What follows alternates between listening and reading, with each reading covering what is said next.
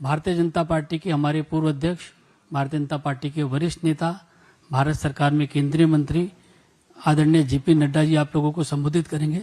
मेरा आदरणीय नड्डा जी से आग्रह है कि अपना संबोधन प्रारंभ करें। मित्रों, ये जो स्टूडेंट्स की डिमांड है, जिस विषय पर उन्होंने मुद्दे उठाए हैं पेपर लीक का, सबसे पहले तो मेरा आग्रह है कि हमें इसका राजनीतिकरण नहीं करना चाहिए और इसमें से राजनीतिक लाभ लेना उचित नहीं है। यह एक गहन समस्या है और इस समस्या का गहनता के साथ चर्चा होने की आवश्यकता रहती है। मैं यहाँ यह भी कहना चाहता हूं, भारत की संसद में विपक्ष के नेता श्रीमान राहुल गांधी जी ने एक प्रस्तुतिकरण दिया और उस प्रस्तुतिकरण में उन्होंने लगभग 150 पेपर लीक के बारे में उन्होंने चर्चा की। ये जांच का विषय है और सरकार एक जिम्मेवार सरकार है, इसलिए निश्चित रूप से हर एक बात का जवाब जांच के साथ साथ जनता के सामने, देश के सामने दूध का दूध और पानी का पानी रखेगी। लेकिन मैं ये ज़रूर कहना चाहता हूँ कि जो सरसरी तौर पर मुझे ध्यान में आया है, जो मैंने पेन डाउन किया है, वो आपके साथ में ज़रूर चर्चा करूँगा। अगर मैं बात करूँ, जम्मू कश्मीर में सर्विस सिलेक्शन बोर्ड के एग्जामिनेशन में पेपर लीक हुआ, जहाँ पर कांग्रेस और एनसी की सरकार है, नेशनल कॉन्फ्रेंस की। उसी तरीके से Himachal Pradesh school examination board में उसमें पेपर लीक हुआ, जहाँ कांग्रेस की सरकार है। उसी तरीके से झारखंड में JAC में हिंदी और साइंस के पेपर लीक हुए झारखंड, जहाँ पर कांग्रेस और झारखंड मुक्ति मोर्चा की सरकार है। तेलंगाना में वहाँ पर इंटरमीडिएट के लैंग्वेज का पेपर लीक हुआ और वहाँ पर भी हमको मालूम है कि कांग्रेस और CPI की सपोर्टेड सरकार है। तेलंगाना में SSC में लैंग्वेज के पेपर लीक हुआ और वहाँ भी तेलंगाना में कांग्रेस पार्टी और CPI की सपोर्टेड सरकार है। तमिलनाडु में BEd के कोर्स पेपर में वहाँ पर जिसे हम कहते हैं Tamil Nadu teachers education university board, वहाँ भी पेपर लीक हुआ। वहाँ भी उस समय विपक्ष की सरकार थी। वेस्ट बंगाल में पुलिस कांस्टेबल का रिक्रूटमेंट एग्जाम पेपर लीक हुआ, वहाँ उस समय TMC की सरकार थी। पंजाब में Punjab subordinate service selection board, इसमें ग्रुप B के एग्जामिनेशन में इसमें भी पेपर लीक हुआ और मैल प्रैक्टिसेस भी हुए हैं। उसी तरीके से केरला में स्टेट में PSC के 26 एग्ज़ाम पेपर में इरेगुलरिटीज़ हुई हैं। कर्नाटक में जहाँ पर कांग्रेस की सरकार है, वहाँ भी प्रेपरेटरी बोर्ड एग्ज़ाम में पेपर लीक हुआ, PUC के पेपर में लीक हुआ। तो इस तरीके से मेरे को तो ये कुछ नाम मैंने लिए हैं अभी। ये इसकी बहुत लंबी फेयर लिस्ट है जिसके बारे में हम चर्चा चाहेंगे कि जब चर्चा हो। लेकिन मैं पूछना चाहूँगा विपक्ष के नेता से, राहुल गांधी जी से, कि आप सिलेक्टिव क्यों हैं? Why are you so selective? आपने UPA की और UPA के सपोर्टेड सरकारों को, जिसे हम इंडी गठबंधन कहते हैं, इंडी अलायंस कहते हैं, उनकी गवर्नमेंट्स के बारे में आपने क्यों नहीं चर्चा की? क्यों आपने अपने आप को उससे अलग रखा? यह स्पष्ट बताता है कि आपका उद्देश्य छात्रों का हित नहीं है। आपका उद्देश्य एजुकेशन में बढ़ोतरी हो, एजुकेशन की क्वालिटी में बढ़ोतरी हो, स्टूडेंट्स को जस्टिस मिले, इसमें आपका इंटरेस्ट नहीं है। आप स्टूडेंट्स के विषयों को, डिमांड्स को लेकर के आप पॉलिटिकल माइलेज लेना चाहते हैं, राजनीतिक रोटियां सेकना चाहते हैं, जो कि दुर्भाग्यपूर्ण है। लेकिन मैं इस मोड़ पर एक बात जरूर कहना चाहूंगा कि यह समय ये नहीं है कि हमारी सरकारें, आपकी सरकारें, तुम्हारी सरकारें, इस तरीके से हम इन चीज़ों को विभाजित करें। ये एक गंभीर मसला है और जैसा मैंने आपके सामने कुछ नाम गिनाए, ये बड़ी लंबी लिस्ट है जिसमें यूपीए की सरकारें इन्वॉल्व हैं जहां पेपर लीक हुआ है। लेकिन हम आरोप प्रत्यारोप से बाहर निकल करके हमें इस पर चर्चा करनी चाहिए और चर्चा करने का जो सबसे अच्छा माध्यम है वो है सदन, वो है पार्लियामेंट। और हम चर्चा के लिए तैयार हैं। गहन चर्चा हो, गहन चर्चा के माध्यम से इसकी बारीकियों में हम जाएं।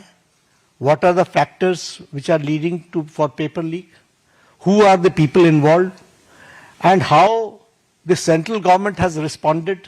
हमने किस तरीके से, जब हमारे ध्यान में कोई पेपर लीक आया है तो हमने किस तरीके से इसको एड्रेस किया है और बाकी सरकारों को भी किस तरीके से इसमें एड्रेस करना चाहिए। क्या बिंदु है जिसके बारे में हमको गहराई से चिंतन करके उसका कोई रास्ता निकालना चाहिए ताकि हमारे छात्रों के साथ जो करोड़ों में हैं उनके साथ अन्याय न हो। और भारतीय जनता पार्टी एनडीए इस मामले में मोदी जी के नेतृत्व में बहुत गंभीर है और बहुत गंभीरता से हमने इन विषयों को लिया है और इसीलिए हमने चाहा है कि संसद में इसकी चर्चा हो। Short duration discussion, long duration discussion, business advisory committee में आप तय करो कितना समय आपने लेना है, 12 घंटे लेना है, 18 घंटे लेना है।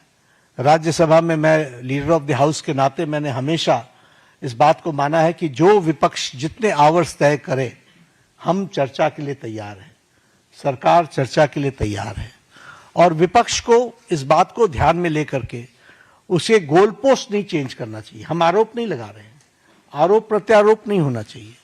हम इस समस्या का किस तरीके से निदान कर सकते हैं उसके बारे में हमको सोचना चाहिए और पार्लियामेंट सबसे उपयुक्त फोरम है जहां हम गहराई से इसकी चिंतन कर सकते हैं। ड्यूरेशन विपक्ष तय करे और उसमें हर एक एस्पेक्ट्स के बारे में चर्चा हो और हम कोई ठोस नीति लेकर के आए, क्योंकि बच्चे कोई हमारे हैं, आपके हैं, वो देश के भविष्य हैं और देश के भविष्य की चिंता करना हमारी जिम्मेवारी है और हमारी जिम्मेवारी में सरकार के साथ साथ विपक्ष की जिम्मेवारी भी है। इसलिए विपक्ष भी अपनी जिम्मेवारी को निभाए और हम सब साथ मिलकर इसका समाधान करें और कोई स्थायी समाधान की दिशा में हम आगे बढ़ें, ऐसा मैं निवेदन करना चाहता हूं। आज मेरी तरफ से इतना ही कहना है। मैं फिर आपको आश्वस्त करता हूं कि मोदी जी के नेतृत्व में चलने वाली सरकार जिम्मेवार सरकार, रिस्पॉन्सिबल गवर्नमेंट, रिस्पॉन्सिव गवर्नमेंट, ये हमेशा आतुर है कि सभी बातों की संसद में चर्चा होनी चाहिए और हम चर्चा के लिए तैयार हैं। एक मिनट 2-3 सवाल ले पाएंगे, ज्यादा सवाल ले नहीं पाएंगे हम लोग। आमोद राय।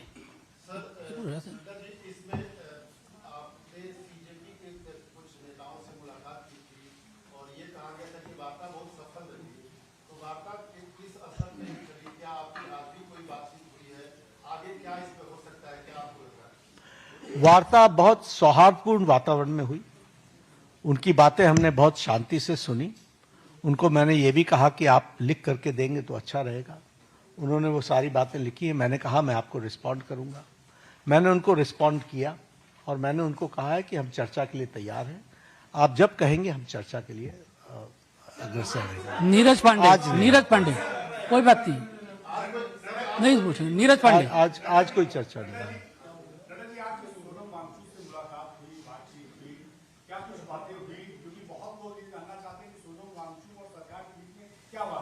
नहीं, हम तो उनका हालचाल पूछने गए। उनकी शिफ्टिंग हुई सफदरजंग से, हम वो मेदांता में पहुंचे।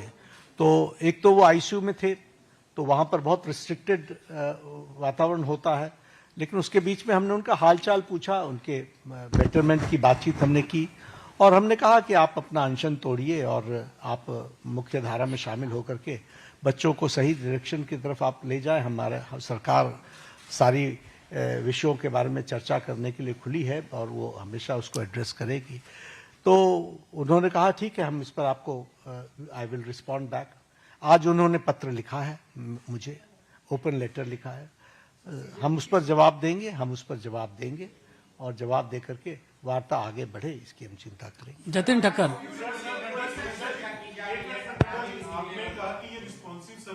ये आपने शुरू किया था, ये आपने शुरू किया था।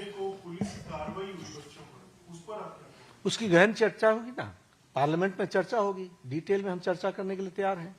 जब हमने कह दिया everything related to paper leak, we are ready to discuss on the forum of the parliament, will discuss. चलिए हम डिस्कस,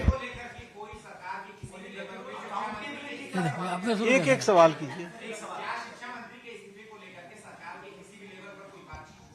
नहीं, इस तरीके से नहीं होते। हम चर्चा के लिए तैयार हैं, वो पार्लियामेंट में होगी, वो अपनी बातों को रखे, सरकार जवाब देगी। था। शर्मा जी पूछो, लास्ट सवाल आप जल्दी पूछो। मैं पार्लियामेंट में चर्चा करेंगे ना।